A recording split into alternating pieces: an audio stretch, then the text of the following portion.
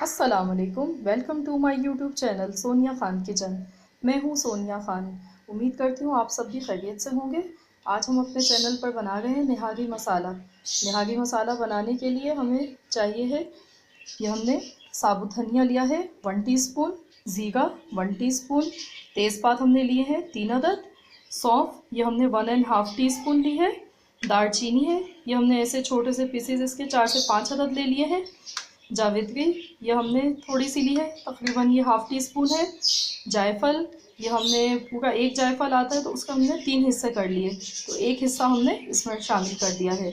लौंगे हमने ली हैं 12 अदद और ये बड़ी इलायची है ये हमने 3 अदद ली है, काली मिर्च ½ टीस्पून, सब्ज़ी इलायची ये हमने 6 अदद ली है, बादियान के फूल है ये हमने 2 अदद लिए हैं, अजवाइन ये हमने 1/4 टीस्पून ली है।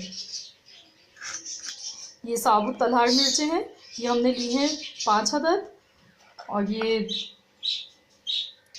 पिसी हुई सौंठ ये हमने ½ टीस्पून ली है, पिसी हुई ली हमने सौंठ।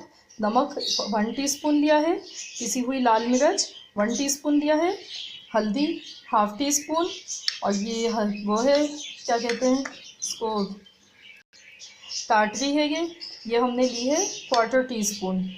तो अब हम इन तमाम मसालों को मिक्स कर लेते हैं और इसको ग्राइंडर में डालकर हम पीस लेंगे। लीजिए मसाला हमारा तैयार हो चुका है पीस के। आप भी जब भी निहागी बनाए, अगर आप ½ किलो बीफ की बनाते हैं तो फिर आप इसमें से 4 चम्मच ऐसे भर के इस्तेमाल कर लीजिएगा, और जो बच जाए उसको आप स्टोर कर लें।